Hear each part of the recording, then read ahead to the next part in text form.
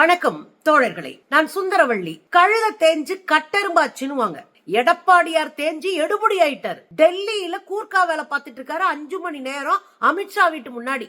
அமித்ஷா ஒரு உளவுத்துறை ரிப்போர்ட்டை எடுத்து போட்டு கதறி கதறி காண்டாயிருக்காரு. இங்க இருந்து ஒரு கூட்டம் அப்படியே கிளம்பி டெல்லிக்கு ஓடி இருக்கு. தமிழ்நாட்டுல அதிமுக ஒழிக்கப்பட்டதோடு அதோடு தொடர்புடைய எல்லா கட்சிகளையும் முடிவுக்கு கொண்டு வந்திருக்கிறது பாஜக. இதெல்லாம் தாண்டி போலியாக சர்வேயை வெளியிட்டு மிதி வாங்கி இருக்கு இந்த கும்பல். என்ன நடக்குது தோழர்களே? அரசியல்னா 10 நடக்கும். அரசியல்ல அதுவும் தேர்தல் காலத்துலனா 15 நடக்கும். அது நமக்கு தெரியும். இந்த கூட்டணி, அப்புறம் தொகுதி பங்கீடு, சீட் எத்தனை, இது எல்லாம் ஓகே. இதெல்லாம் அரசியல்ல சகஜம். தங்களுக்கான உரிமையை கேட்பது சகஜம். ஆனா தமிழ்நாட்டை பொறுத்தவரையும், ஏன் எல்லா மாநிலங்களை பொறுத்தவரையிலும் அந்த மாநில கட்சி தலைமை இருக்கும். எத்தனை கூட்டணி இருந்தாலும் அந்த கூட்டணியினுடைய தலைமையை மாநில கட்சிகள் இருக்கும். அந்த மாநில கட்சிகளோடு தேசிய கட்சிகளும் இருப்பாங்க. உள்ளூர்ல இருக்கக்கூடிய மாநில கட்சிகள்ல குட்டி குட்டி கட்சிகள்லாம் சேர்ந்துதான் ஒரு டீமை ஃபார்ம் பண்ணி அரசியலை எதிர்கொள்வாங்க, தேர்தலை எதிர்கொள்வாங்க. ஆனா தமிழ்நாட்டுல பாருங்க, மொத்தமா அதிமுக தன்னுடைய கிரிப்பை இழந்துருச்சு, பிடிமானத்தை இழந்துருச்சு, தங்களுடைய சுயமரியாதையை இழந்திருக்கு. ஏங்க, இங்க திமுக கூட்டணி அதிமுக கூட்டணி 2 தானே. விஜயும் அவரையும் விட்டுருங்க, சீமானையும் விட்டுருங்க. அவங்க தனி கூட்டணி கிடையாது, தனித்தனி. இங்க 2 கூட்டணி தான் இருக்கு. ஒன்னு அதிமுக திமுக இல்லையா?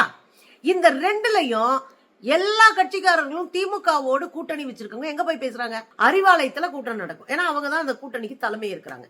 அவங்க இடத்துல பேச்சுவார்த்தை நடக்கும். அவங்க இடத்துலதான் எல்லாமே நடக்கும். பிரிவினை பண்றது, எத்தனை சீட்டு, எந்தெந்த இடங்கள் கொடுக்கலாம், இது எல்லாத்தையும் அந்த கட்சிக்கு தலைமை தாங்கக்கூடிய இவங்க தீர்மானிப்பாங்க. அப்படி இந்த பக்கம் வாங்க, அதிமுக என்னங்க இப்படி ஆகி போச்சு? தெரிச்சு ஓடிக்கிட்டு இருக்கு டெல்லிக்கு. இதோட 5 முறைக்கு மேல டெல்லிக்கு ஓட்டாரு. எப்ப பார்த்தாலும் கூர்க்கா வேலை பார்த்துட்டு இருக்காரு. ஒண்ணு கட்சி வாழ மூஞ்சிய மூடிட்டுறாரு, இல்லன்னா அங்க உள்ள போறது தெரியாம வர்றது தெரியாம 3 கார் மாறி போறாரு. நீங்க கூட்டணி வைக்க தானே போறீங்க, அதுக்கடுத்து குனிஞ்சு முக்காடு ஓட்டுட்டு போறீங்க. இது என்ன மாதிரியான நாகரிகம்? அப்ப உங்களுக்கே தெரியுது, இப்படி குனிஞ்சு முக்காடு போட்டுக்கிட்டு மூஞ்சிய மரத்து தான் போய் பேச வேண்டி இருக்கு. ஏன்னா தமிழ்நாட்டுல நம்ம நிலமா அப்படித்தான் அப்படின்னு உங்களுக்கே தெரியுது. நேத்து அப்படிதாங்க போயிருக்காங்க. திடீர்னு டெல்லியில இருந்து அழைப்பு வந்ததாம். நீ யாரு அழைக்கிறதுக்கு? எங்க கொஞ்சமாவது ரோசம் வேணாமா? இந்த மாநிலத்துல தேசிய ஜனநாயக கூட்டணியில, என்டிஏ கூட்டணியில தலைமை யாரு? அதிமுக தானே. நீ அதிமுகவை பார்க்க தானே வரணும். நீ எங்க போய் உட்கார்ந்து பேசியிருக்கணும்? அதிமுக தலைமை அலுவலகத்துல, அதிமுகவினுடைய தலைவர்கள்ட்ட. ஆனா இங்க இருந்து டெல்லியில இருந்து கூப்பிடுறாரு அமித்ஷா. இங்க இருந்து நாக்க தொங்க போட்டு ஓடுதுங்க. இதுக்கெல்லாம் கொஞ்சம் கூட கூச்சம் இல்ல. அங்க போனது பரவாயில்லங்க. ஒரு கூட்டணியில அந்த கட்சியினுடைய தலைமை இருக்குல்ல, அந்த கூட்டணியினுடைய தலைமை, அதுக்கு கொஞ்சம் கூட மரியாதை கொடுக்காம போன முறை என்ன பண்ணாங்க?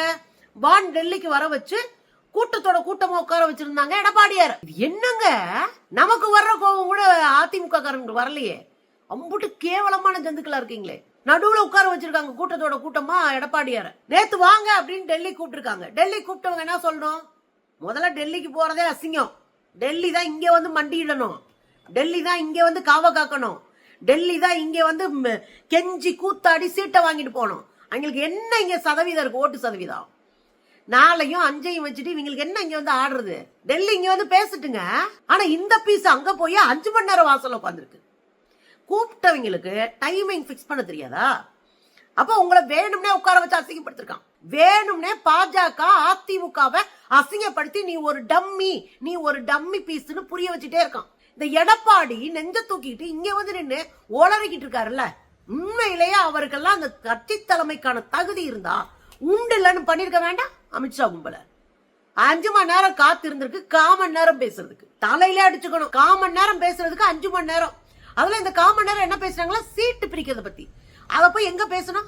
அதிமுக தலைமை அலுவலகத்துல உட்கார்ந்து பேசிருக்கணும். யாருக்கு எவ்வளவு சீட்டுன்னு. 234 தொகுதிகள்ல 170 தொகுதி அதிமுக தான் போட்டியிடும் சொல்றதுக்கு போனாராம். 15 நிமிஷம் பேசுறதுக்கு 5 மணி நேரம் உட்கார்ந்து இருந்தாராம். இங்கிட்டும் 4 மணி நேரம் டிராவல் பண்ணாராம்.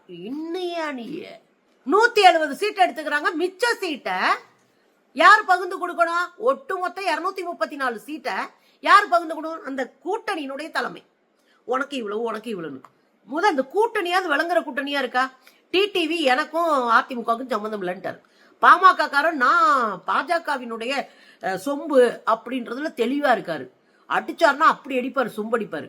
இப்ப இந்த 2 பீஸும் டெல்லிக்கு ஓடி இருக்கு.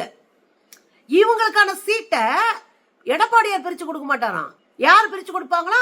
அமித்ஷாவும் மோடி குரூப்பும் பிரிக்குமா. பாஜகவுக்கு 35, பாமகவுக்கு 23, இவங்களுக்கு ஒரு 10 டிடிவிக்கு. இதெல்லாம் பிரிச்சுக்கிறதுக்கு தான் அங்க டெல்லிக்கு ஓடினாராம். அங்க எடப்பாடியை மிரட்டி இருக்காரு அமித்ஷா.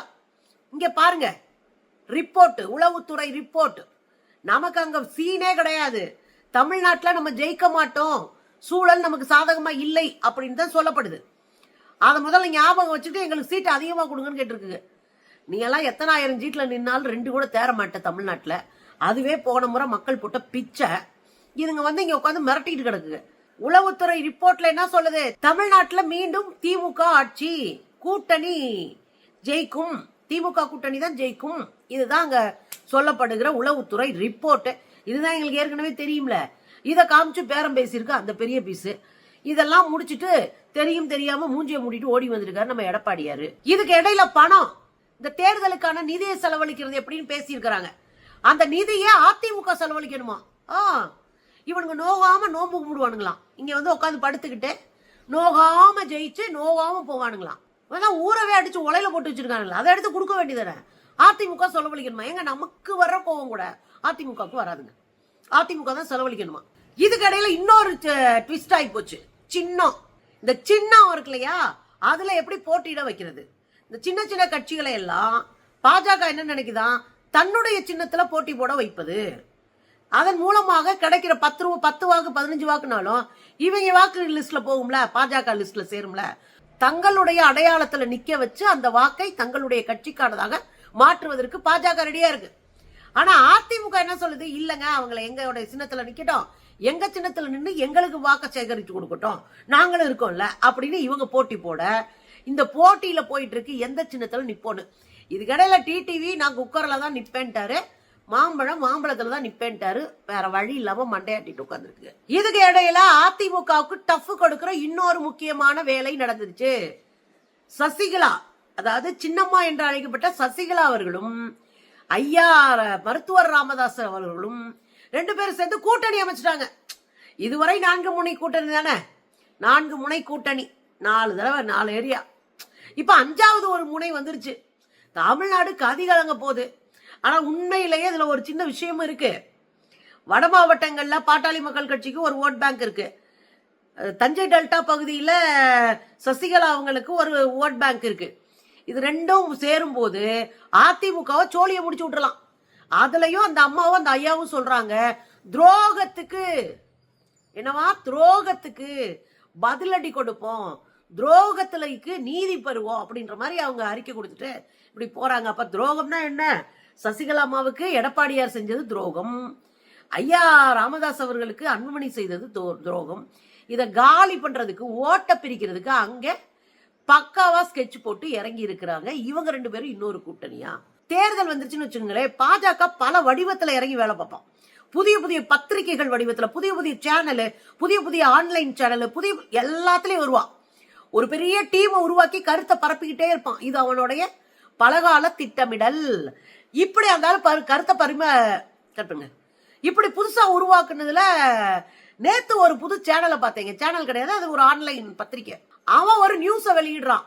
மும்பையில் பிரபல நிறுவனம், புரியுதுங்களா, பிரபல நிறுவனம் மும்பையில் எடுத்த கருத்து கணிப்பில் அதிமுக தான் ஆட்சிக்கு வரும், தமிழக வெற்றி கழகம் 4 இடத்தில் கூட வராது அப்படின்னு ஒரு தலைப்பை போட்டு ஒரு கட்டுரை எழுதி விடுறாங்க.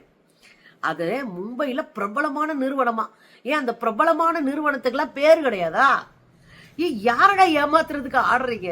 பிரபலமான நிறுவனம், அது வந்து ஒரு பயங்கரமா இருந்துச்சு. 170க்கு மேல சீட்டை வாங்கி பயங்கரமா அடிச்சு ஜெயிச்சு அதிமுக ஆட்சி அமைப்பாங்களாம். 50 காசு வாங்கியிருக்காங்க.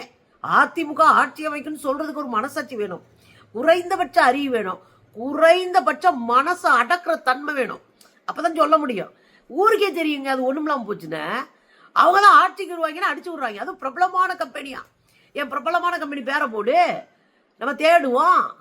அப்படி ஒண்ணு நடக்கவே இல்லைன்றனால டெல்லிக்கு போன காலகட்டத்தில் இதை கிளப்பி விட்டுட்டு இருக்கிறாங்க. அப்படி இந்த பக்கம் வந்தீங்கன்னா அந்த கட்டுரையில இன்னொரு வேலையை பார்த்திருக்காங்க. என்ன தெரியுங்களா? சசிகலா ராமதாசுடைய கூட்டணி ஒண்ணுக்கும் உதவாத கூட்டணி. அந்த கூட்டணியால் எந்த மாற்றமும் நடக்காது, எந்த சலசலப்பும் நடக்காது. இல்ல நான் கேட்கிறேன், ஒண்ணுக்கு உதவாத கூட்டணி தானே. அது நேத்து தானே சேர்ந்தாங்க. நேத்து காலையில சேர்ந்தா சாயந்தரம் ஒரு கட்டுரை எழுதியிருக்கியே. நீ எந்த நிறுவனம்னு சொல்லு. இவங்க 2 பேரும் சேர போறது முன்னாடியே தெரிஞ்சு கருத்து கணிப்பு எடுத்துட்டியா? கருத்து கணிப்புனா மக்களை சந்திச்சு எடுக்கிறதுனாது உனக்கு தெரியுதா?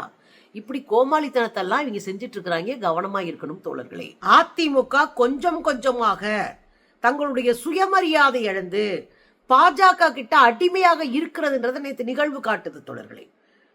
கூட்டணி சேர்ந்து பாஜகவை வளர்த்து விடுகிற ஒரு அயோக்கியத்தனத்தை, வரலாற்று பிழையை அதிமுக மீண்டும் செய்கிறது. அதிமுக தொண்டர்கள் ஒன்றை ஞாபகம் வச்சுக்கணும். மொத்தமா அதிமுகவை பாஜக கிட்ட அடகு வச்சு அமித்ஷா திமுகவை மாத்தி இருக்கிற எடப்பாடியாருக்கு ஒரு பாடத்தை கற்பிக்கணும்.